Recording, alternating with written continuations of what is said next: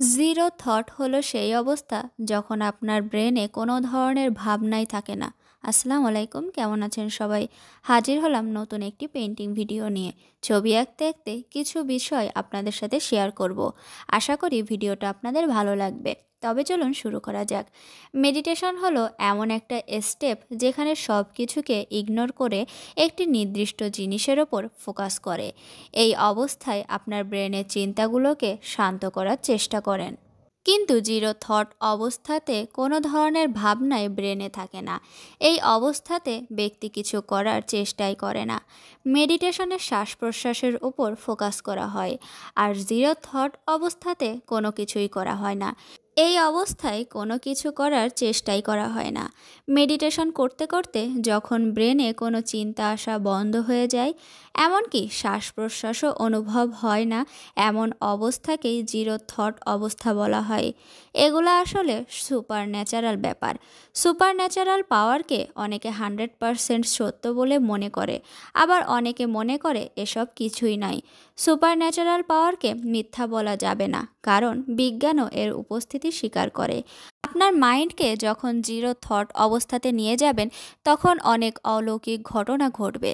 যেমন power of healing, মানে নিজের মনের শক্তি দ্বারা কাউকে ঠিক করে দেওয়া।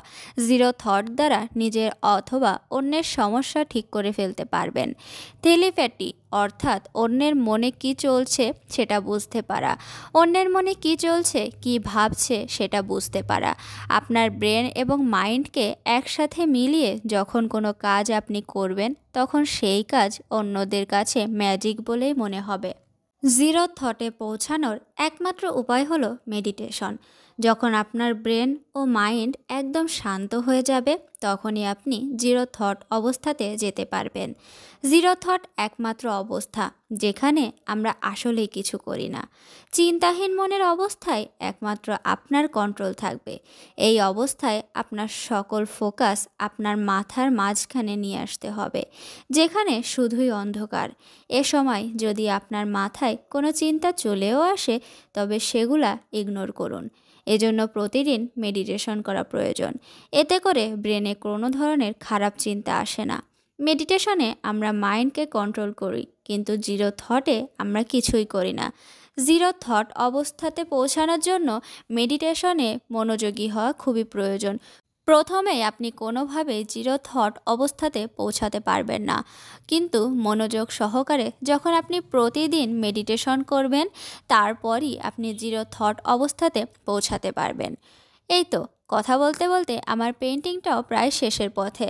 আজকে ডাইরেক্ট কালার দিয়ে করা এই রাউন্ড পেন্টিংটা আপনাদের কাছে কেমন লাগলো অবশ্যই কমেন্টের মাধ্যমে জানাবেন। ভিডিওটা ভালো লাগলে আপনাদের পরিচিতদের মাঝে শেয়ার করতে পারেন। আমার পেজে নতুন হয়ে থাকলে লাইক ও ফলো দিয়ে পাশে থাকবেন। আজকে এ পর্যন্তই, ভালো থাকবেন সবাই।